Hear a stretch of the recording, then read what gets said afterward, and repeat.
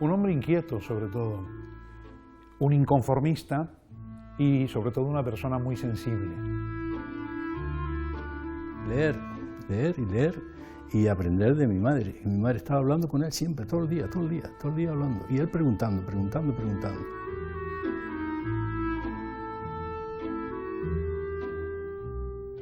El chico que escribe bien y escribe deporte, y oye, mira, empieza además a participar en una revista, escribe habitualmente.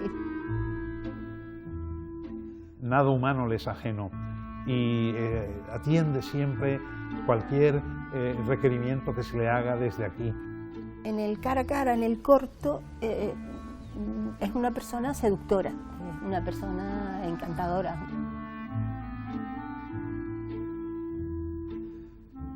Pues mi hermano era un puntal de todos nosotros. Juan significa todo para el país le acoge en un momento clave de su trayectoria. Que tiene dos cosas que a mí me gustan especialmente. Una, no ha perdido el acento nunca. Para mí, cuando Juan se viene para fundar El País y entrar en la redacción del periódico, ya estaba claro que era un hombre lanzado al estrellato. Cuando lo escucho por la radio se me erizan los pelos. Sí.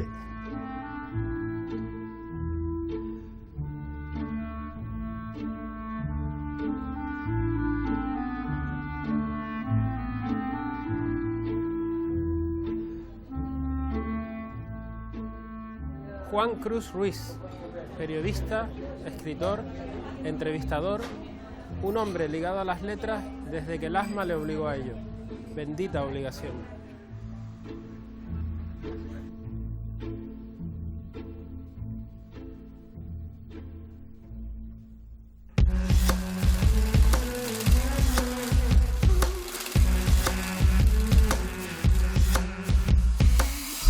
A mí el optimismo me lo contagia una palabra, la palabra mar, la palabra arena, la palabra Oliver, que es el nombre de mi nieto. Juan Cruz Ruiz nace en el Puerto de la Cruz el 27 de septiembre de 1948. Periodista, novelista, columnista y ensayista, es uno de los hombres más importantes del ámbito cultural y periodístico en España. Su niñez estuvo marcada por la enfermedad del asma que destapó en él un perfil más introspectivo y reflexivo. Siempre estábamos pendientes de él. Más que nada mi madre siempre estaba pendiente de mi hermano. Él estaba siempre, casi siempre en la cama, casi siempre en el cuarto, porque siempre estaba abrigado en invierno, verano y como fuera, siempre los zapatos, calcetines, el abrigo. Juan Cruz no sabía leer con 8 años y aprendió gracias a su madre. En esa época también apareció la radio en casa, gracias a la figura paterna. Estos dos hechos marcan desde niño el desarrollo profesional de un periodista que gracias a la radio aprendió a leer.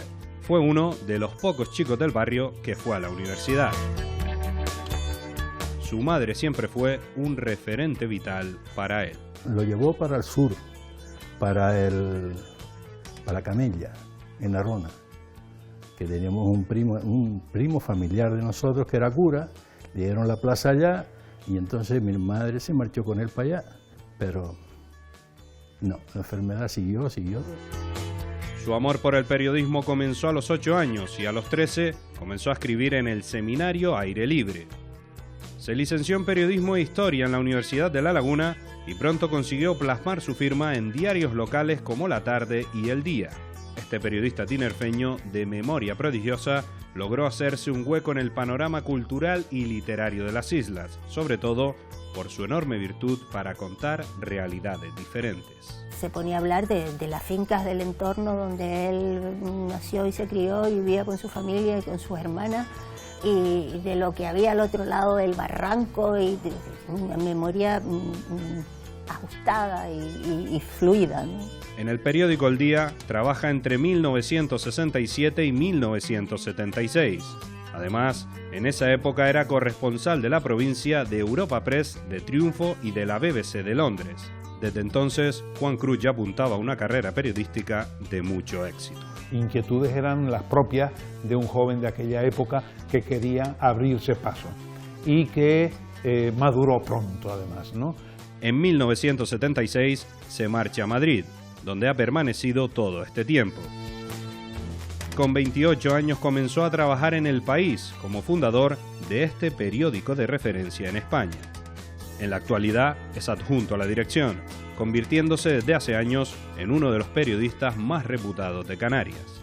Pues hay un hombre de mi pueblo, que es aquel chico que mi familia decía que se llamaba Juan Cruz, y que cuando me doy cuenta se ha ido a Madrid y además empieza a formar parte de un proyecto que fue y es referencia, que es el periódico El País y todo lo que significó el nacimiento de ese periódico.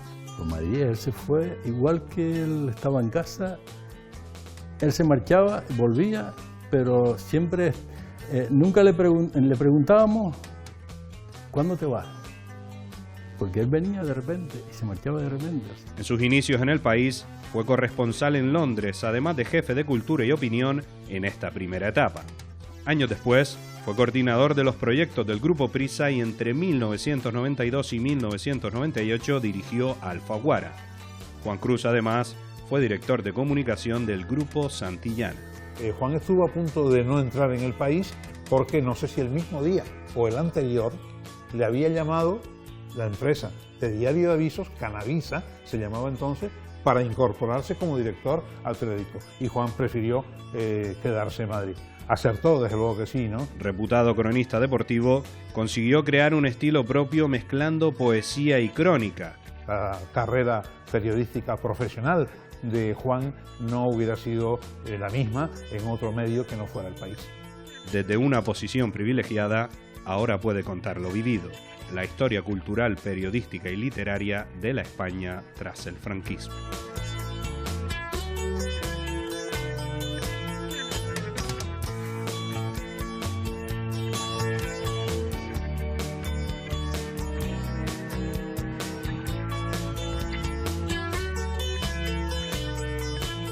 Juan Cruz Ruiz.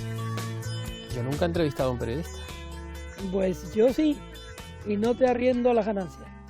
La verdad es que si me pongo a repasar a todas las personas que has tenido la oportunidad de entrevistar, siento una envidia inmensa. No, no envidies eso, o envidialo si quieres, pero yo creo que también he tenido una época agraciada, ¿no? Porque la entrevista es un género viejo y se ve que no lo hice demasiado mal cuando me han seguido pidiendo entrevistas. Y luego hay un factor, que es un factor que seguro que tú tienes. Me gusta hacerlo. ¿Qué personaje público te ha pedido que lo entrevistes? Pues no lo puedo decir porque ha sido un ministro. Pero él me eligió. Pero claro, yo tenía que decir en el periódico esa circunstancia porque es importante. O sea, tú no puedes hacer una entrevista a quien te la pide. Pero al periódico le pareció bien que yo lo hiciera. ¿Y hay alguien al que le hayas pedido una entrevista y te haya dicho que no? Sí, pero no por razón de que no quiera que yo le haga una entrevista. En el caso más reciente es un pintor al que yo admiro mucho, que me dijo, mira, la hacemos más adelante porque la he dado una ahora a un periodista de otro medio y sería juntar a la vez. Nunca he tenido un rechazo que a mí me doliera. Ha habido rechazos razonados que yo he interpretado como adecuados. Yo haría lo mismo. Nadie está obligado a ser entrevistado, a permitir que le entrevistes. ¿Es el género que más te gusta, la entrevista? Sí, el género, si me permites, es el género que más me gusta porque es el único género, aparte del de las noticias, o los únicos géneros con las noticias que nosotros debemos cultivar. El periodista no nació para la opinión. El periodista nació para la información. Cualquier grado de la información es legítimo. Opinar es una facultad que asiste a cualquiera, pero no es un género periodístico. La opinión es, por decirlo así, una facultad humana. Sin embargo, vivimos una época en la que el periodismo parece haberse desviado hacia el camino de la opinión, tanto en la prensa escrita como en la televisión y, lo que es peor, en las redes sociales. Bueno, el periodismo hace mal en esa deriva. Creo que el periodismo tiene que sustanciar todo lo que dice con información, con datos. Otra cosa es la gente que no son periodistas y no tiene por qué estar al tanto de esas obligaciones. Pues estamos muy desviados del camino ahora mismo, ¿no? Yo creo que estamos no solo desviados, estamos en un desvío suicida que generará un día un descrédito aún mayor, no solo de nuestro oficio, sino de aquellos que, teniendo la obligación, como los políticos, de ser fieles a esa premisa de que nada es verdad hasta que la confirmas, nosotros podemos perder el norte del periodismo. Los que no lo hemos perdido todavía o creemos eso, estamos en un desfiladero muy peligroso. ¿Y cómo volvemos? O sea, ¿cómo hacemos el camino de regreso? Pidiendo perdón. Igual que en la fe de ratas o la fe de errores. Nosotros tenemos que pedir perdón por los errores cometidos y decirles a la población en qué nos hemos equivocado. ¿Y deberíamos, Juan, tener un libro de estilo o un manual de actuación en redes sociales, los periodistas? Yo creo que los periodistas, incluido yo, que a veces también opino en Twitter. Y te has marchado incluso de Twitter y has vuelto.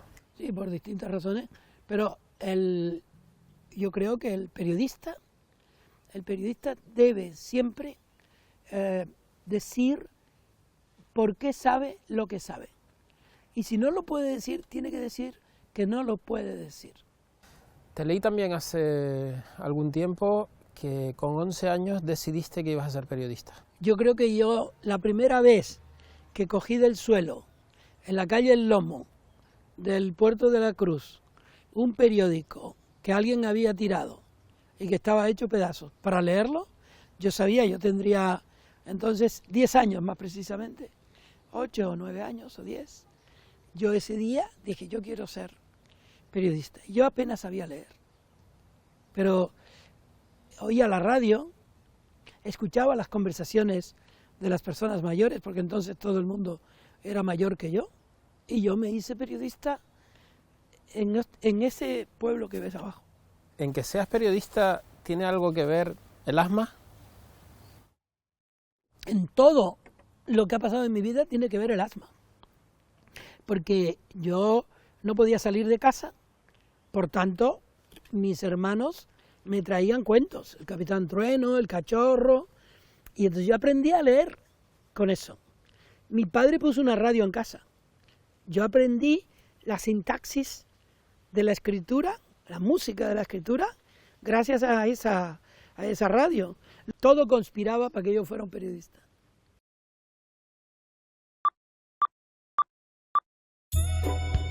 Juan Cruz en 1972 publica su primera novela, Crónica de la Nada hecha pedazos. Desde entonces son muchas las obras que han nacido de su pluma para auparlo como uno de los escritores más reconocidos en nuestro país y fuera de nuestras fronteras. La Crónica de la Nada hecha pedazos, pues a mí es un libro que me impactó. Y además él imprime la personalidad de un canario que llegaba a Madrid, que llegaba allí, pues con todas las incertidumbres que en aquel momento, comienzo de la democracia española, podía labrarse, ¿no?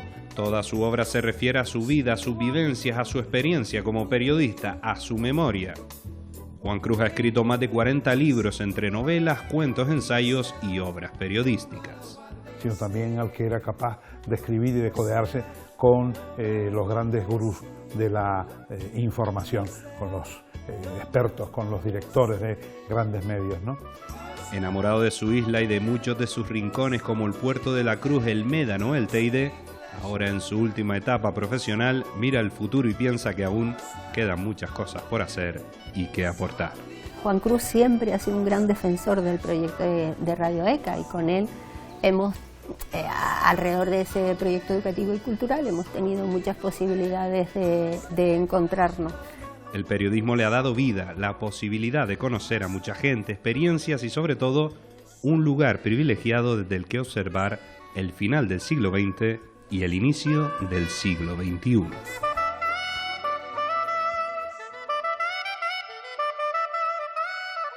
Me han contado que en este pueblo que vemos abajo tuviste una anécdota curiosa por escribir como periodista un suceso. ¿Te recuerdas? Sí. Bueno, ocurrió que hubo un caso de tifus en el puerto. En el día no se publicaban en ese tiempo malas noticias. Estaba prohibido, porque eran antipatrióticas desde el punto de vista isleño. Y entonces, desde la propia redacción, llamé a la provincia y dicté una crónica sobre ese hecho. Y entonces un compañero entró en el despacho del director, que era Ernesto Salcedo, diciendo: mira lo que está haciendo Juanito. Entonces me echaron del periódico por una noche. Por una noche solo. Sí.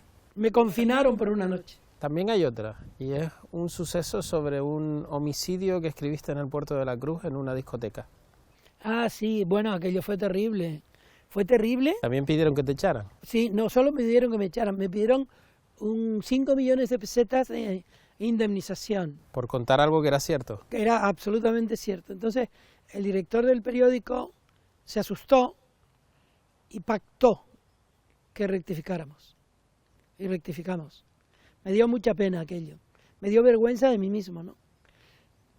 Y supongo que el director también, que era un gran periodista, le daría la misma vergüenza.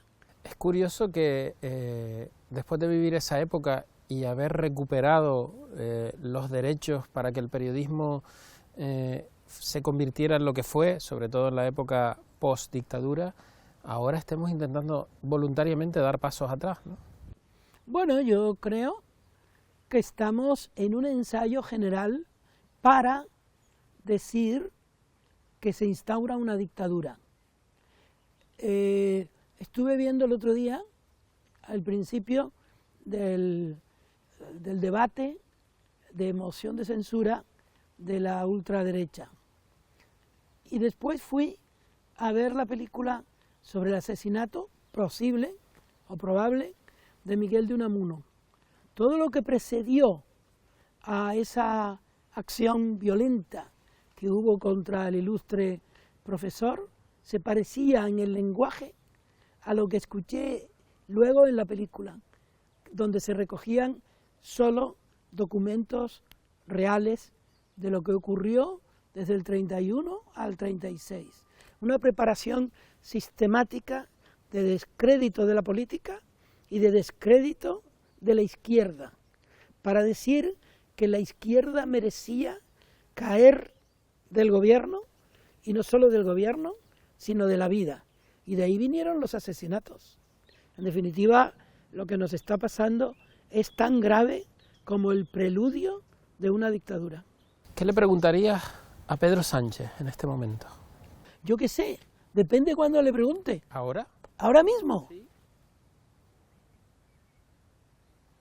Ayuda a que tus colegas lean más. ¿Y a Pablo Iglesias?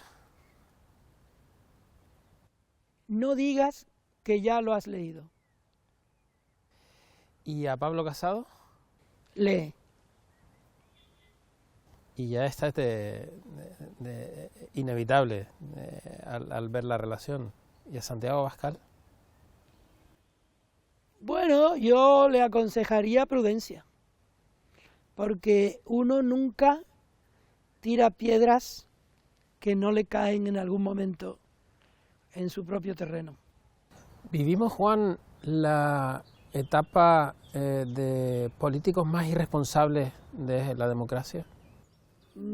Bueno, por lo menos peor preparados, más ignorantes, pero ignorantes de hecho, no ignorantes de esto que nosotros decimos de los árbitros, Martínez Munuera, pongo por caso, es un ignorante. No, ignorante es de verdad, de no saber lo que en definitiva es la esencia de la política, que es la defensa de los derechos humanos y de los derechos básicos de la ciudadanía. La sanidad, la igualdad, en definitiva la salud y la lucha contra el hambre. Un líder político nacional que se salga de la normalidad, que no sea lo que vemos todos los días en los medios de comunicación, de este envoltorio de crispación en la que parece que nos quieren meter a todos, porque parece que esa es la única fórmula que hay ahora mismo de hacer política. Bueno, a mí me gustó mucho muchas facetas de su comportamiento político Alfredo Pérez Rubalcaba.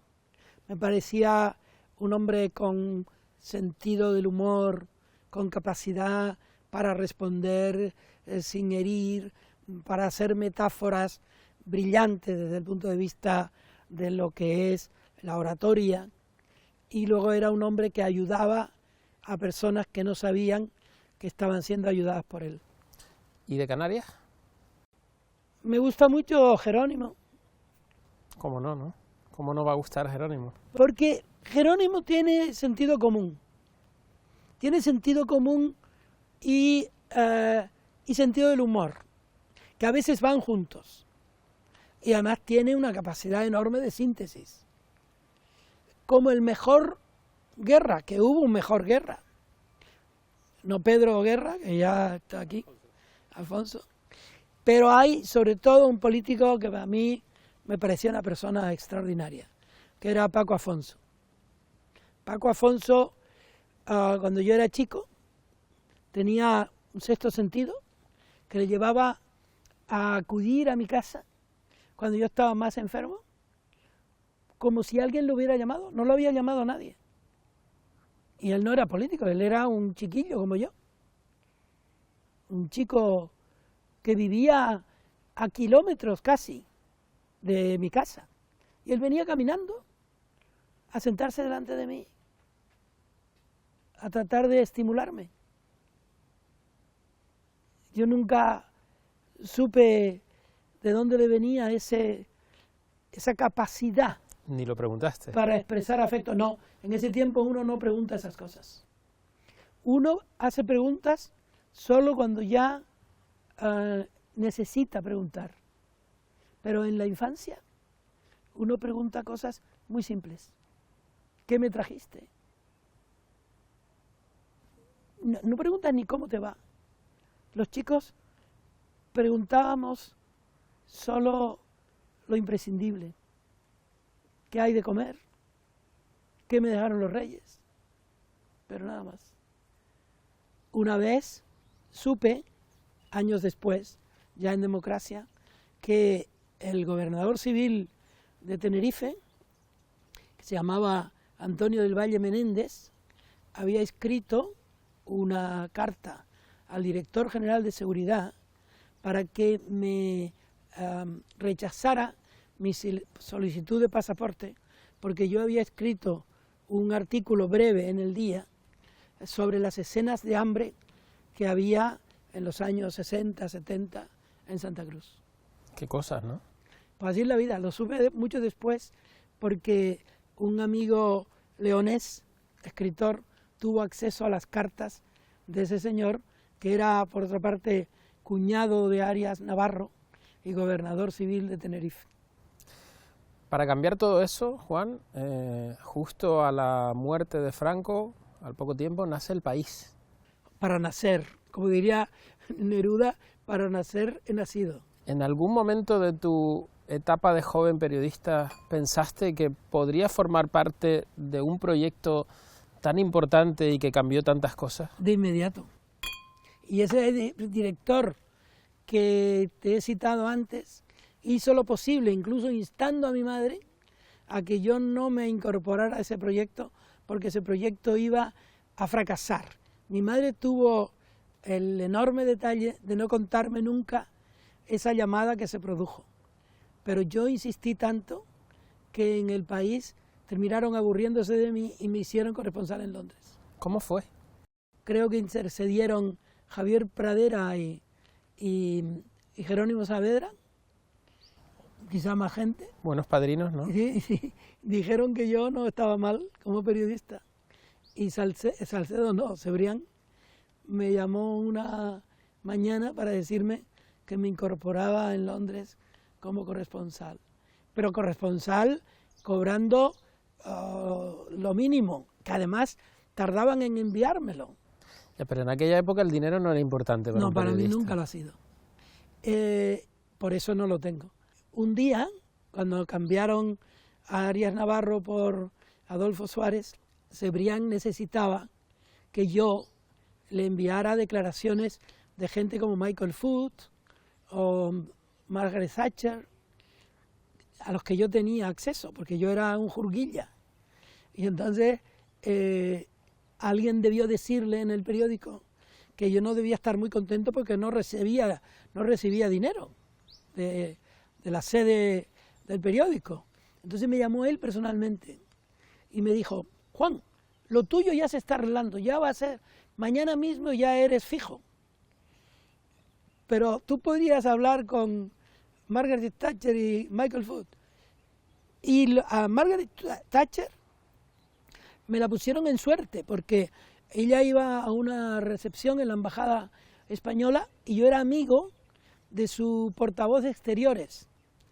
Y le dije: mira, me han pedido esto en el periódico. Y dice: bueno, pues entonces vete a la embajada y tú te haces como el encontradizo. Y ya ella está instruida para que te diga algo de Adolfo Suárez. Y en el mismo viaje fui a al despacho de Michael Foot y toqué abajo. Tú piensa bien lo que hice. Toqué abajo y me respondió una persona. Le dije: quiero ver a Michael Foot, que entonces era viceprimer ministro. Entonces me dijo: yo soy Michael Foot, ahora bajo a abrirle. Estaba él solo en su despacho por la tarde, bajó a abrirme, me subió a su sitio y me dijo: ¿quiere té? Yo le dije: claro, quiero té.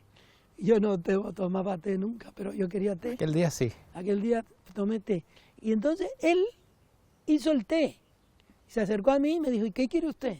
Le dije: que me diga algo. Pues nosotros creemos. Y me lanzó una perorata. ¿Y qué te dijo sobre Adolfo Suárez? Que ellos no se metían en los asuntos internos, pero consideraba que era un cambio que podía ser beneficioso para acabar con el franquismo en España. Lo curioso de esto, Pedro, es que eso se publicó, lo que me dijeron los dos, se publicó en El País.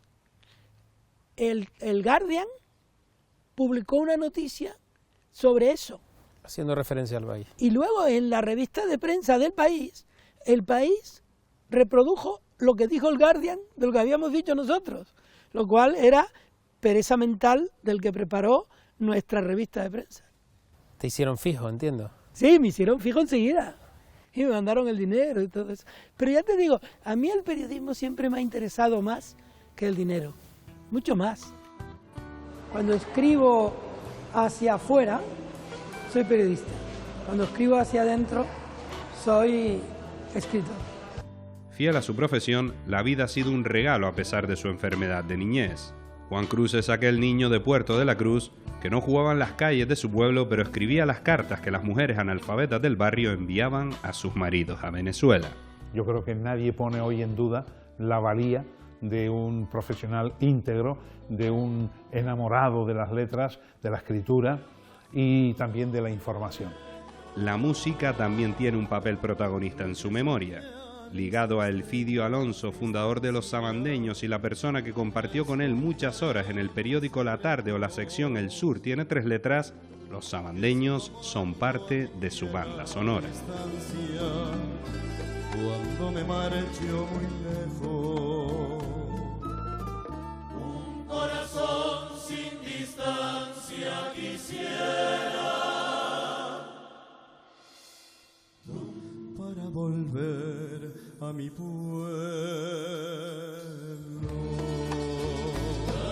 Su primer gran reconocimiento llegó en el año 2000, cuando fue Premio Canarias de Literatura, del que se siente muy orgulloso, a pesar de los que dicen que Juan Cruz no es profeta en su tierra, por eso de haberse ido desde muy joven a Madrid. Por su brillante obra literaria y periodística, que respira isla en cada página, se concede el Premio Canarias de Literatura a don Juan Cruz Ruiz.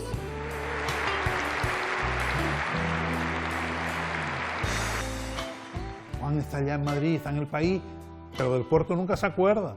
Del puerto no dice nada, no escribe nada. No, es todo lo contrario. Quiero aprovechar para desmentir justamente ese extendido dicho, ¿no?, de que Juan no se preocupa o no atiende a su pueblo como realmente lo merece. También en 2012 recibió otro de los grandes reconocimientos a su carrera, el Premio Nacional de Periodismo Cultural que otorga el Ministerio de Educación y Cultura. En definitiva, Juan Cruz es el periodista que piensa que este oficio es invencible porque es imprescindible.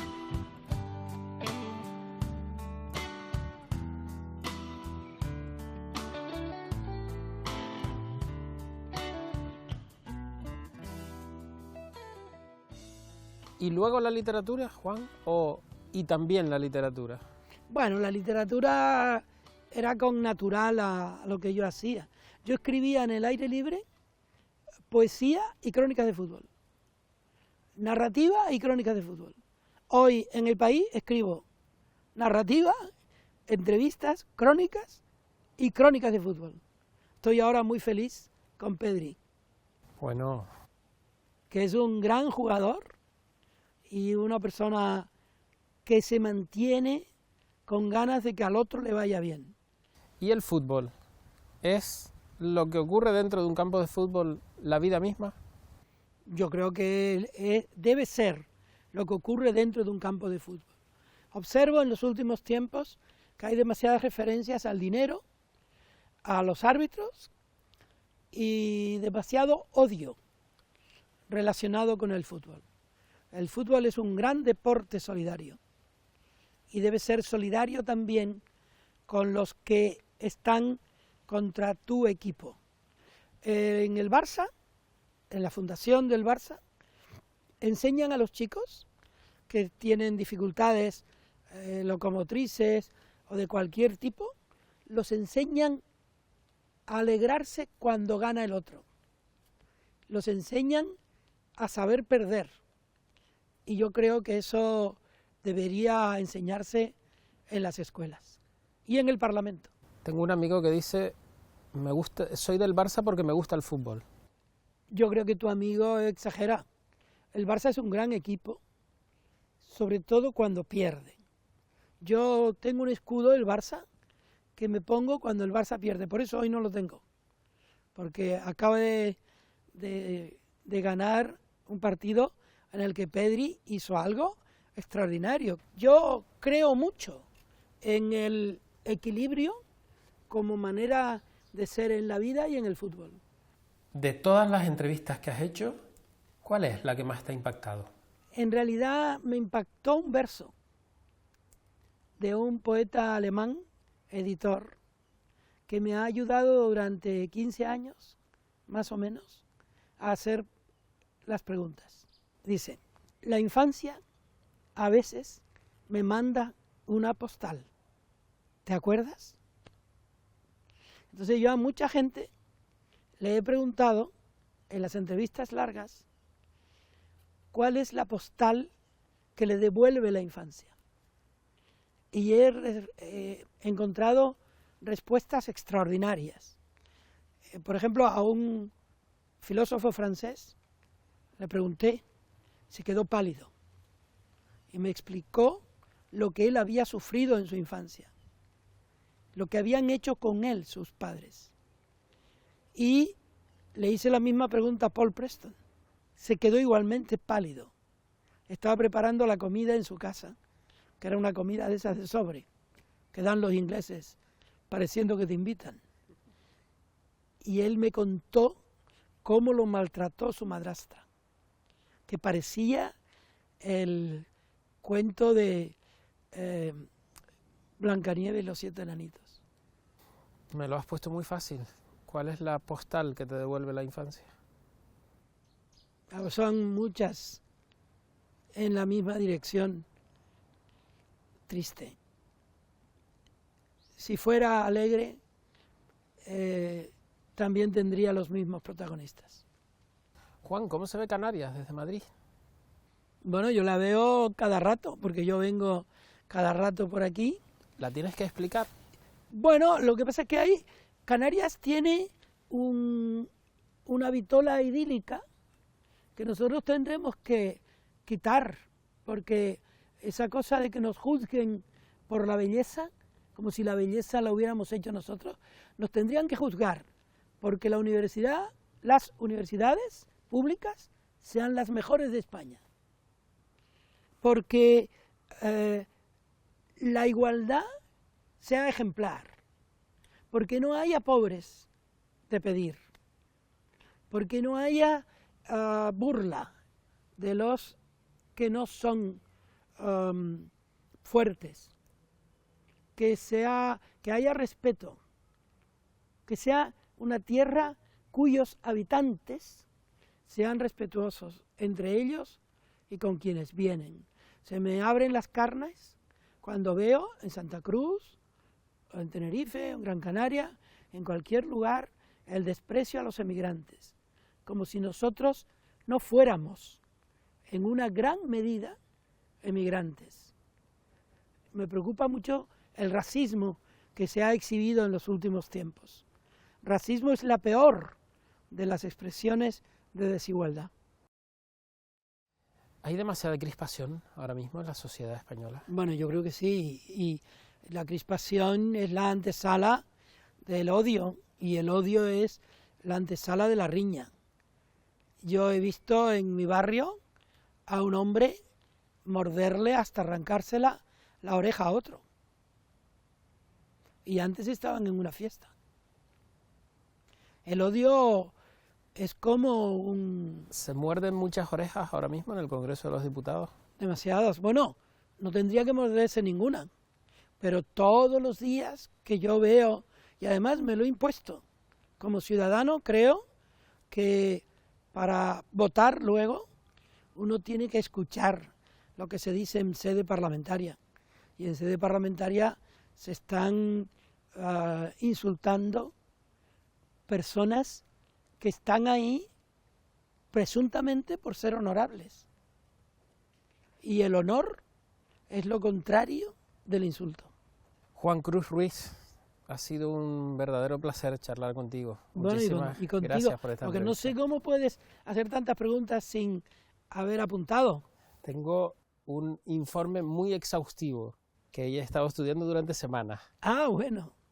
Y en Te algo... lo puedo enseñar si quieres incluso. No, ¿en algo te fallaron? ¿No? No te fíes, ¿eh? Nunca, nunca. Muchas gracias a ti. De verdad que lo he pasado muy bien y me he sentido sereno y tranquilo y además feliz en mi pueblo. Muchas gracias. Es Juan. el tuyo.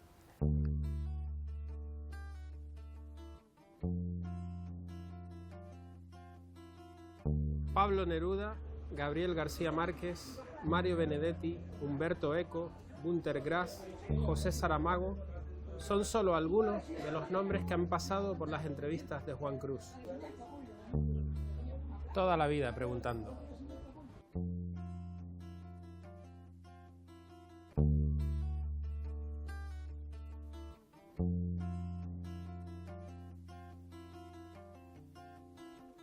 Me hubiera gustado escribir sobre la vejez de mi madre, que murió demasiado pronto.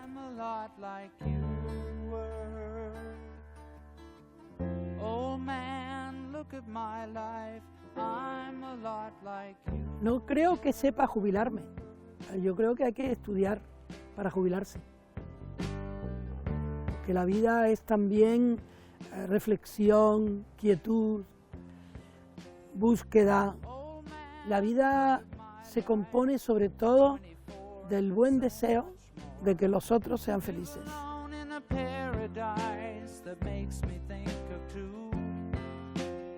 Y el fútbol, lamentablemente, se ha convertido en un hecho que va contra la pasión por estar con otros.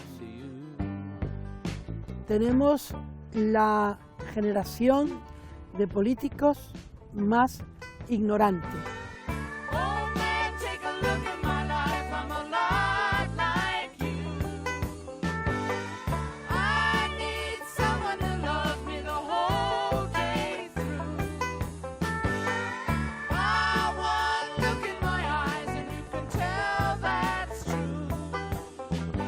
Estoy terminando un libro que se llama 1200 pasos y que ocurre en la Punta del Fuerte, que es donde se desarrolló mi vida en la adolescencia y en la infancia en el Puerto de la Cruz.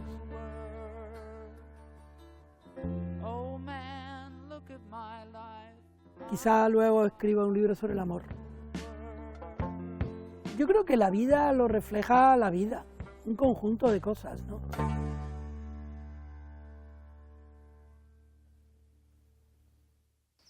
So you see what I've been telling you. It's nothing like it seems. It's what I've been telling you. Oh, you'd learn what I mean if you came